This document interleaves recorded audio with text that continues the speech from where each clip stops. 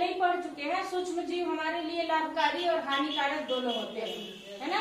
तो हम कुछ ऐसे सूक्ष्म जीवों के बारे में आज पढ़े जो कि हमारे लिए बहुत ही लाभकारी होते हैं। ऐसे ही हम एक सूक्ष्म जीव के बारे में जानेंगे नीचे, जो कि नाइट्रोजन को किस तरह से स्थिरीकरण करते हैं। सबसे पहले जाने, जो आप दही खाते हैं ना, दूध को जमाते हैं, आप जानते हैं ये कैसे जम जाता है।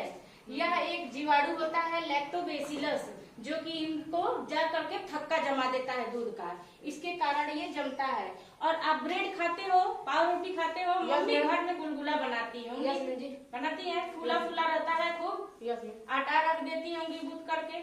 तो यानी इस तरह से फफूद, जो एक फफूद का प्रजाति है ईस्ट, इसको हम डालते हैं ब्रेड में, रोटी में, या फिर सिरका खमीर उठाने के लिए, जो स्पंजी हो जाता है उसको बनाने के लिए ईस्ट का प्रयोग हम करते हैं। इसे हम खाने में प्रयोग करते हैं। यह कवक है, कवक का ही एक प्रजाति यह है ईस्ट, ठीक।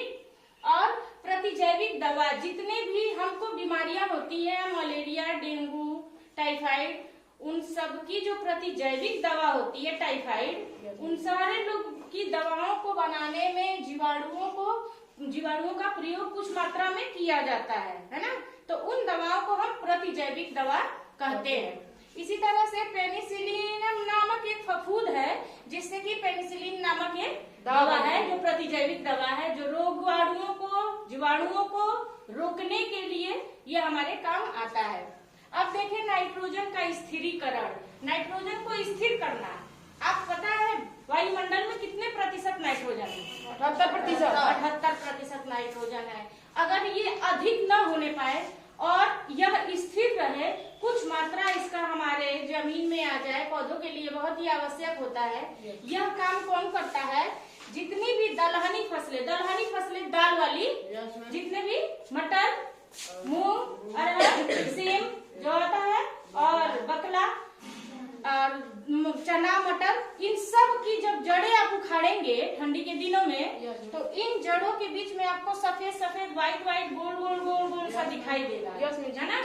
जितनी भी दलहनी फसलें, दलहनी मतलब मटर कुल का जो भी पौधा होगा, मटर यानी दाल, हाँ, दलहन टाइप का पौधा, मूंग, मसूर, मटर, चना, सेम, बकला, इन सभी में इस तरह का, इनके जड़ों में इस तरह के छोटे छोटे गांठ दिखाई देंगे आपको, व्हाइट कलर के। यह गांठ एक जीवाणु है। क्या है? जीवाणु। हाँ, इसका काम क्या है?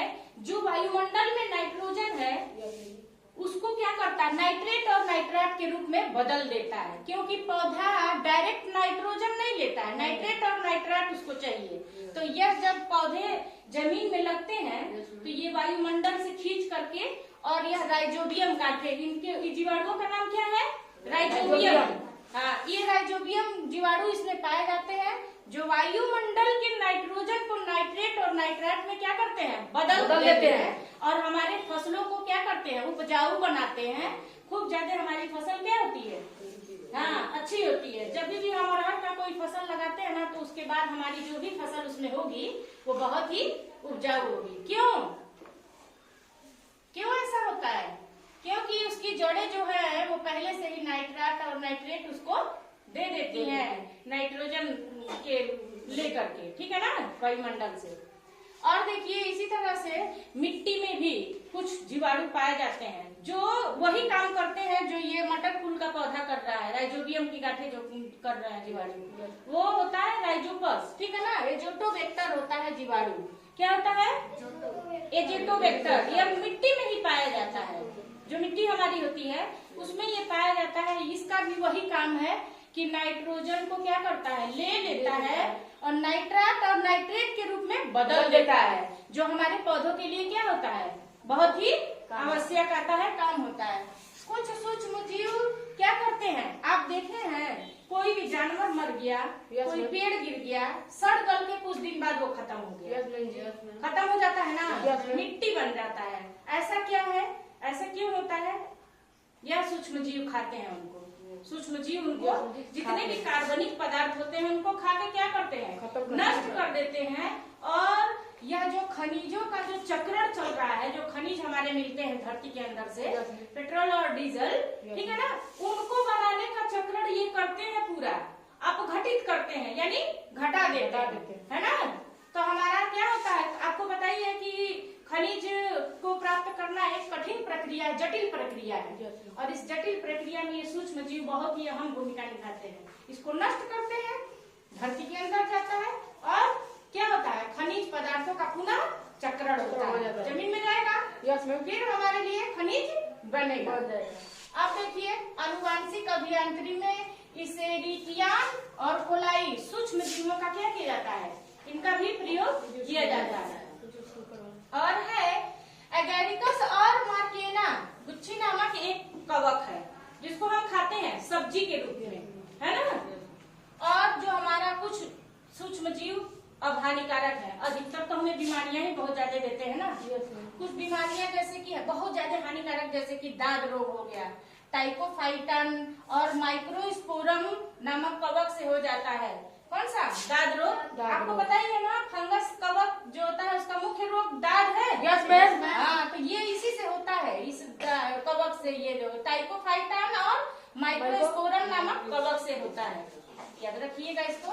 अब भेड़ में भी, सिर्फ इंसान में नहीं, जानवर में, पशु में, पक्षी में, जैसे गेहूं का गेरुई या पंडुआ रोग होता है, हो जाता है कवक से। उसी तरह भेड़ में एंथ्रेक्स रोग होता है, बैसिलस एंथ्रेसिस नामक जीवाणु से ये हो जाता है। और नींबू का कैंकर रोग जेंथ्रोमोनास नामक जीवाणु से हो जाता है। और गेहूं में काला काला देखते होंगे, काला काला हो जाता है, उसी से होता है ना। यह क्या होता है, कीट पक्सिनिया नामक कवक से हो जाता है। एक कवक नाम है जिसका कीट पक्सिनिया, उसी से क्या हो जाता है, वो पूरा गेहूं काला काला हो जाता है, खराब हो जाता है। और आलू का पछेता अंगमारी, कभी कभी देखे हैं आप, आलू निकलता है तो एकदम पिचका पिचका सा हो जाता है, एक दो हो जाता है, हाँ, खराब हो जाता है। पछेता या अंगमारी रोग यह भी क्या हो जाता है, यह फाइटोपथोरा इन्फेस्टेंस नामक कवक से होता है, ठीक है ना। और म्यूकस कवक रोटी ब्रेड कई दिन रख देंगे, काला काला उसमें पीला पीला या व्हाइट व्हाइट फफूदी जैसा दहिया जिसको कहते हैं, लग जाता है। यह किससे होता है, म्यूकस नामक कवक से हो जाता है। और पालीपोरस, आप कभी कटा हुआ लकड़ी देखे हैं? Yes ma'am. उसके ऊपर और भी क्या क्या जम जाता है, धीरे धीरे गलने लगता है, सड़ने लगता है, तो पालीपोरस कवक लग जाता है कटे हुए लकड़ी पे, धीरे धीरे उसको क्या करता है, खत्म कर देता है, भुरभुरा करके नष्ट कर देता है। ठीक, समझ में आ गया सब?